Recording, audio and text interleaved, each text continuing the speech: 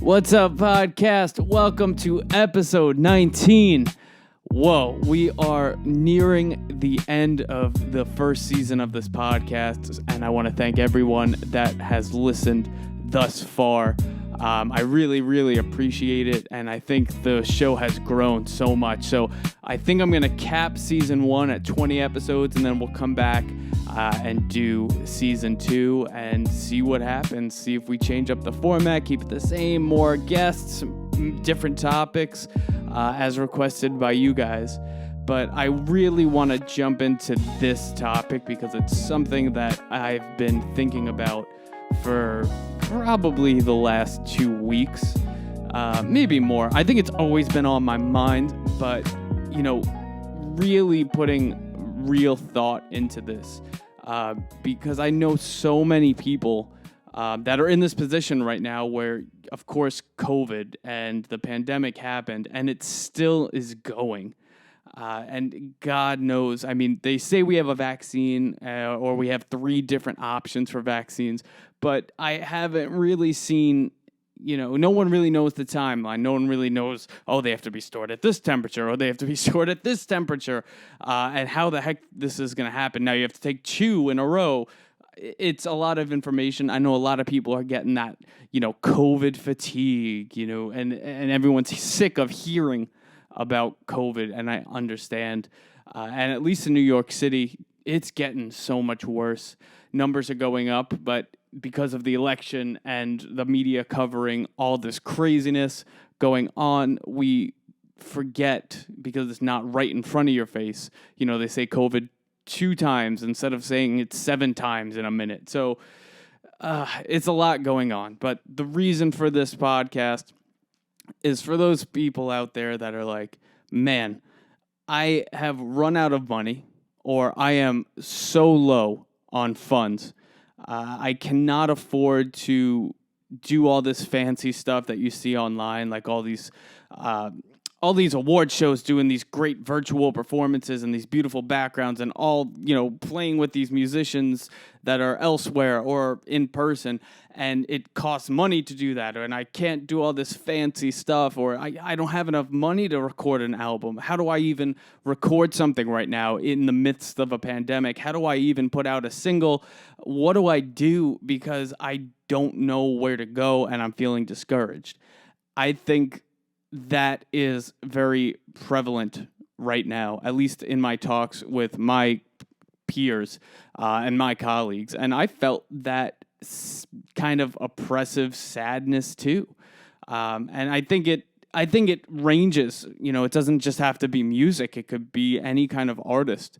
What do I do now? And I think, as I've been saying throughout this whole season, how important social media is right now, and really putting your eyes on, okay, what do I have control of? What can I do, without relying on money, without relying on the fancy crap? What can I do as an artist, as an entrepreneur, as anyone to get my stuff out there as effective as possible and cost effective as possible? And there are a lot of really good ways to do it completely for free, and it relies strictly on you.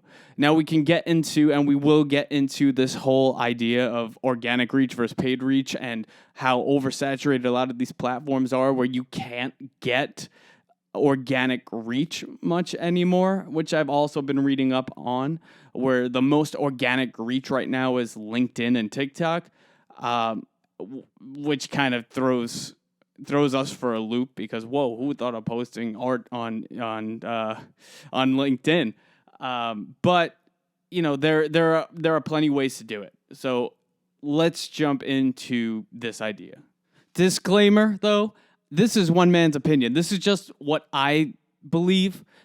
Don't take it as you will.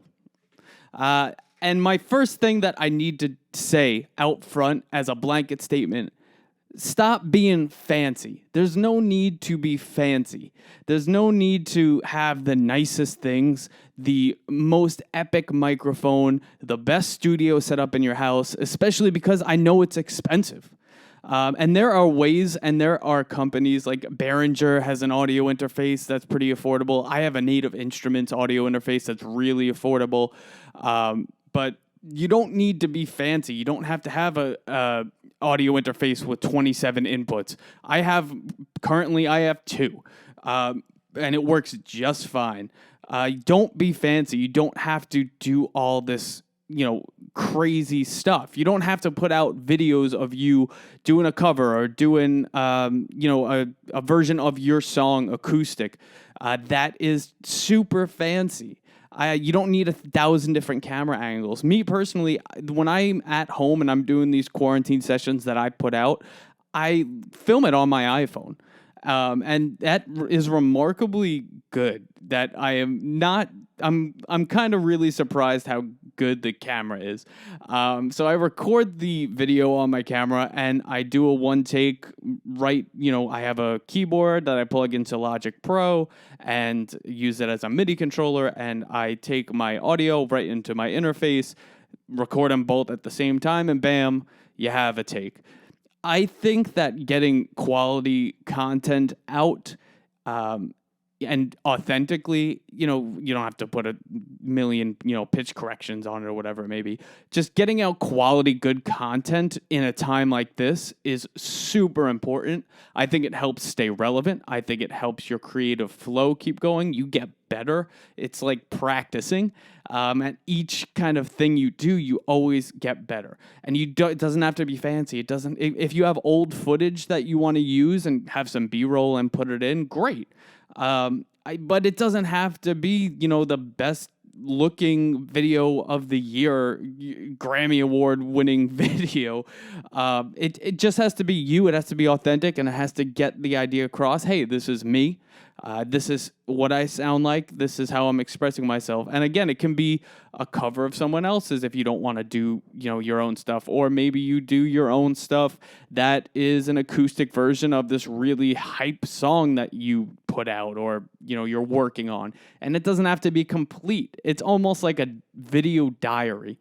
And my idea or my opinion is that you put the long form video on somewhere like YouTube or LinkedIn. And then you take those clips and you put clips of it on your social media that redirects to these other places. In my opinion, as you've probably heard before, YouTube video views, I think, is more valuable than a Facebook video view or an Instagram video view. And you keep growing, especially in the beginning. In the beginning, when you're first doing this stuff, you might not get a lot of likes or a lot of views, or maybe you only have, like 300 Instagram followers and, 250 friends on Facebook. Like, don't worry about that shit. Just keep putting out good content. Doesn't have to be fancy. I literally, on my phone, I have this little tripod that I got as a gift. I think it's probably like $20. Put up a tripod, get a little tripod with your phone, video record yourself because people want to see you. I do it in my bedroom. I don't have a fancy studio set up at home. Like, everything that I have for music recording and making is all in my room. And if you go to my YouTube page, you'll see my videos of me doing my single You Okay. I did kind of like a tracked sort of acoustic version. And I've done a few covers, and I think I'm going to put out a new cover in a few days. It's all in my room. It is not fancy at all. I am just showing you who I am as an artist, who I am as Matt, my music, covers. I haven't put out too much of my music recently, but I'm working on that. And, it's also a form of insecurity, which I have to overcome. And I have to overcome judgment of me putting out a song that maybe isn't finished yet, and it's kind of like a wonky version of it. But have the confidence to be okay with putting yourself out there and showing people who you are. That is so important, and it's free. You don't have to do anything. If you have an iPhone, a lot of people have an iPhone, an Android, whatever it may be. If you don't have one of those, I'm sure you have something that records video. Your computer records video. It doesn't have to even be professionally sound. Just sit in your room and play a guitar or draw your artwork and show the process. There's so many different routes, and it's just you feeling confident enough to put that kind of content out there, and it's so valuable. If you could get over the hurdle of being insecure and being camera shy, it is so valuable, and it will be valuable in the long run. And if you are camera shy, then do something else. Do a blog post. Do a reoccurring thing. Keep it constant. Do a podcast. If you don't want to talk, again, do something written, but keep it constant, because if you get the eyes of someone that you're aspiring to work with, or a record label perchance, or a grant that you are really looking to get, and you wrote this beautiful grant for this art piece that you want to do, and they're going to pay you, and everyone needs money right now because it's a pandemic. Always have something you're working on. So people will read your email or whatever it may be, but they'll definitely check out your social media. They'll definitely check out your website. They want to know that you're constantly on the up and up. And it's really hard sometimes. It was really hard for me recently on my last podcast. I was saying, like, man, I've gone through the ups and downs just being in this pandemic creatively, having creative blocks, being super unsure of myself, my writing, just being in that despair of like, man, like, how do you do anything? Where do you go from here? And in my opinion, you just have to keep moving forward. You can't just stop because the venues are shut down, or you can't do a huge art show with all these people. You have to create the network yourself now. You, at least for the time being, while everything else is closed and you're a little bit screwed right now, that's what social media is. Social media is your own news network. It's your own TV show. YouTube is your own TV channel. Use it to the fullest you can. That is so important. And don't care, especially in the beginning, don't care about how many views you get, how many likes you get. It's nice to get a lot of comments and a lot of likes and things like that. I know for firsthand, my music video, which was, again, not fancy because I shot it and did it all during the pandemic, was done with 2 iPhones and like 2 different cameras I had laying around the house. And I had help with my family and friends, and it was all super DIY, but that got like over 200,000 views and all these comments and people loving it. And it's even being considered for a Grammy. That's so cool. And it doesn't look like shit, but it's super DIY, and you can see the intention behind it, and that's what connects with people. The intention behind it, the authenticity, just being you is all you can do, and it connects with people. If you put that hard work and people see you, that's what they want. They want that connection with you as the person. And I cannot stress this enough. Having a routine is so important. I know for me, especially during this pandemic, I will shoot for trying to do a cover a week, or some sort of video for YouTube a week. And that doesn't always work out. 100% that doesn't work out, because I will do my thing. I'll record a song. What I typically do is I'll record something while videoing it, save it, come back to it the next day, and see how it sounds, because I hate listening to myself, and coming back to it a day later will give you some fresh ears. And half the time, 90% of the time, I'm like, man, that sounds like shit. I can't, I do not want to put that out, and I keep changing it up. For me, the hardest thing, at least when I'm trying to put some covers out, is to like choose the song and be like, oh, I sound good on this, or no, I don't sound good on this. Maybe day one I sound good, and then the next day I'm like, wow, it sounds like shit. So figuring it out. But routine, like creating a routine. I've created my routine of waking up at like 7 a.m. every day, and I have nowhere to go. I don't have a desk job. I don't go to the office. My office is recording and doing this. So I'll wake up, I'll work out, start the day off right, have some coffee, have a little something to eat, then go right into these emails and trying to connect with people. And this is super important, and it's completely free. create some sort of template email when you're connecting with people. Let's say you're looking for let's say you're looking for a record deal, right? And currently, I don't think that record labels are going to sign artists right now because there's going to be a negative return. There's nowhere for you to go with this whole pandemic. But I still think you should try.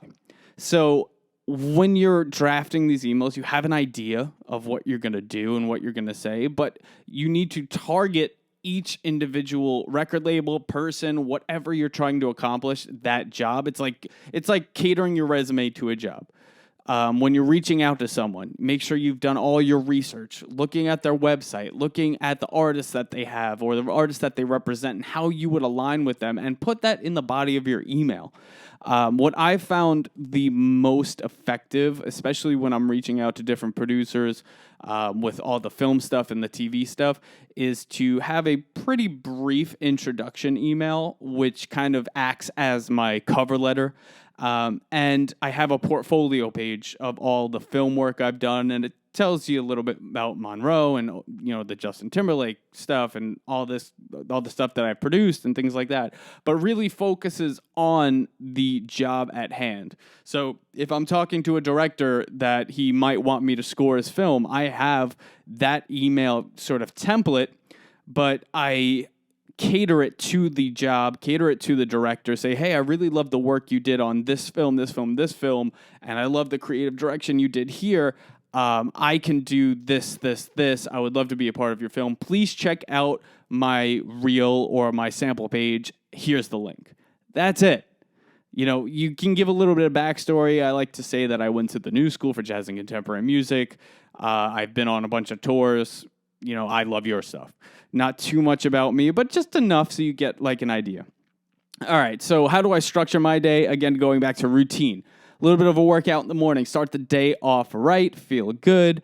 I jump onto the computer because I need to kind of chill and eat something after I work out, maybe have some coffee.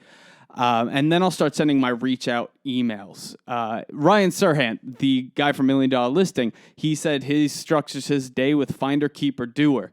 So that's kind of in that sense is how I kind of structure my day. Okay, I'm going to look out. I'm going to try to reach out for new opportunities. Find that next job. Find that next film to score. That artist to work with, or maybe it's my own stuff. Maybe I'm writing. Maybe how am I finding a new opportunity to further myself? Even in this pandemic, especially musicians, there's a lot of stuff we could do remote, producing for other people, films, things of that nature.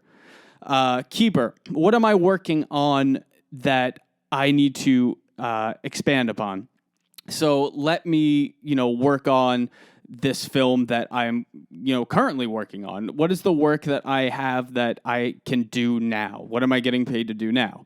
And if you're not getting paid to do anything right now, you can kind of lump these two things, these keeper and doer, as one. So, okay, you've reached out, you've spent the first half of your day reaching out to all these people and trying to further yourself and maybe get yourself another opportunity. Hey, look at me. And that, hey, look at me is very important because you will have already been doing all this stuff on social media, on your website. Your website looks great. It's simple.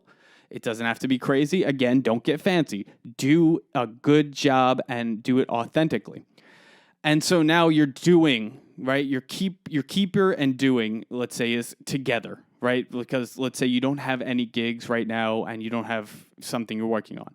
So now you're doing the video for YouTube, the blog, the podcast, I'm writing a new song, or I'm working on this song and I'm going to record a small version of it and put it out. Or I've started a SoundCloud and it's all called Live at Home during quarantine. Or these are all my acoustic covers because I'm not the best writer or I'm working on that.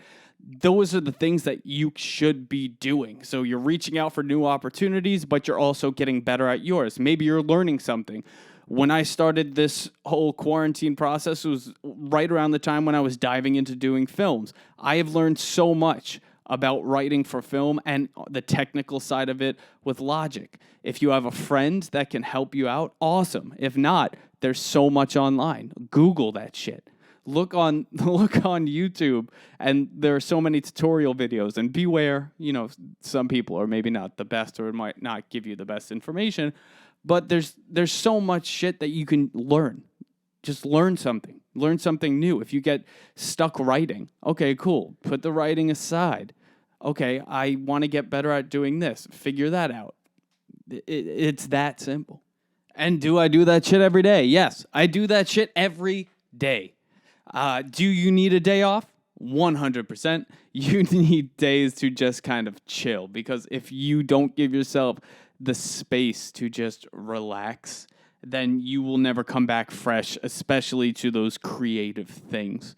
But right now, it's kind of a really scary time for creative types, at least with musicians, especially if you're an independent artist that is not working with a bigger firm or label or something like that. Man, we pray to God that things go back to normal somewhat soon, but if they're not, you are playing that perfect time, perfect situation, luck game, in my opinion, where, like I said, I do not believe that bigger places and bigger firms are necessarily signing new artists right now or representing new artists right now, because there's nothing that they can do to make money, because the general public is not spending that money.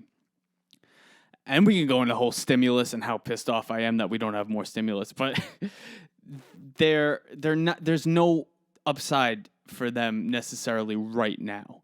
So that's why you need all of this content, this quality content. Don't just put anything out, of course, but this quality content that you're proud of.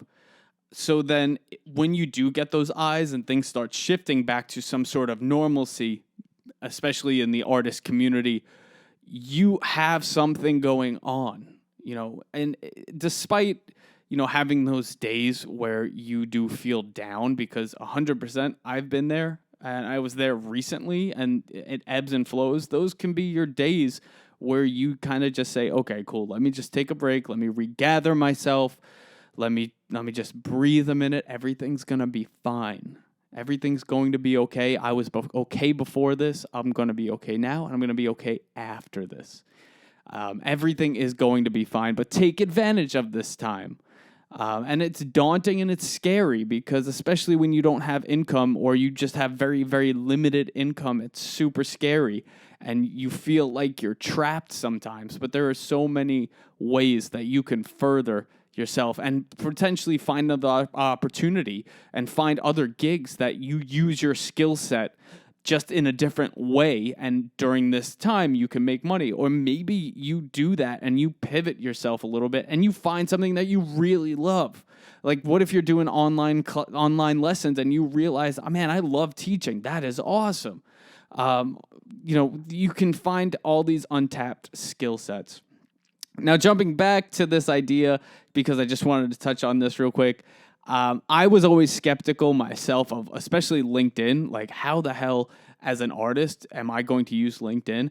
And I had just actually re-souped up my LinkedIn, and now there's all these things you can put videos on there, and it's an artist LinkedIn. Like, I don't have like I'm not like a closeted detective that I can offer my services to private people and trail their ex-wives. But like, it's a music LinkedIn, and it has all of my music, all the things that I've done, all the films that I've worked on, things like that. And listen, it's gotten viewed. I haven't necessarily used it that much, but now LinkedIn is catering opportunities to me. Like, I just got an email that said Warner Brothers is looking for an A&R intern, things like this. So you could always pivot if you want to, and you can take those paths. Or maybe just so happens that your LinkedIn pops up and someone from somewhere sees your LinkedIn, sees the 2 videos you uploaded, and clicks on your website, and wow, now they're looking at you. That's cool. Using any opportunity is super, super huge and really, really important. And the blanket idea, you don't have to be fancy. You don't have to have the best camera. You don't have to have the best microphone. You don't have to be the slickest producer to put out good content that will get something going for you right now. Now, it might not necessarily be opening up for Taylor Swift on the next tour, but it keeps your creative juices flowing. It keeps you learning, keeps you getting better, and you have something going on. Because I promise you, if you don't have something going on, no one's going to be interested in you at all, even if it's just a weekly thing of just, hey, check out this cover I'm doing, or check out the song I'm working on, or just talk about what you've been going through. This kind of podcast has been an opportunity for me to talk about things that I'm going through. So it could just be as simple as that, almost like a diary that's kind of open to everyone, and you having the courage to put these things out there, and put yourself out there, which is really hard and really scary. And honestly, it's an accomplishment unto itself. And literally, as I'm recording this, because I have my phone right next to me, up pops on Instagram this band Doggystyle, who they wrote Boston. They have all these great songs. Just posted Doggystyle songs. Songs and stories behind the music. A live stream from Rock House Studios, Thursday, December 3rd. Look at that, man. Like, they are a pretty awesome band. They have some pretty good notoriety, and the lead singer is going to just do a live stream and talk about what the songs are about, what he wrote them about. If that isn't to the point of this whole conversation, I do not know what is. You can literally do that. If you put out an album, even if it was like 10 years ago, you can sit and live stream or do one video a day. Hey, this is what this song was about. I know it was a while ago. Check this out, and get people re-inspired about the stuff that you worked so hard on. Like, there's so many avenues. But at the end of the day, man, just to be very real, I know as artists, as entrepreneurial people, this time has been really hard. It's been hard for me. It's been hard for my friends, emotionally, financially, just everything. It's just been so hard, right? And this industry as a whole is just so hard, right? We are trying to break into this industry that is so oversaturated, and then there's just so many good people. There's so many great singers. There's so many, and it's really hard to quote unquote make it in whatever field or whatever you define as making it. And at the end of the day, what matters to me is going to sleep and knowing that I did something today that I can be proud of, that I did something today that will maybe make me better as a musician, as a person, as, furthering myself and trying to get to where I want to be. And when this whole thing is done and we are 100 years old, that you did everything you could to get to where you want to be and you have no regrets at all. That's where I want to be. I want to give it my all. I want to do everything that I can to get to that place where I feel like I accomplished what I set out to do. And I don't want to regret not posting or not being consistent and not doing everything that I could because I felt like, I'm not hot enough, or I don't sound good enough on the piano to play my own piano and sing to it and get this song out. Like, I never ever want to be afraid to go for it, and I don't think you should either, because we only have one shot and you got to go for it or you will never make it. And in a really good quote that I want to end this with is, if you can dream it, you can do it. So don't be afraid. Go for it. All right. We're going to be back with the last episode of the season really soon. Guys, thank you again for checking this out. You can do it. You're going to be okay. We've got this. Move forward, push on forward to the future. Go for it. Do everything you can. It starts right now. All right. Bye, guys.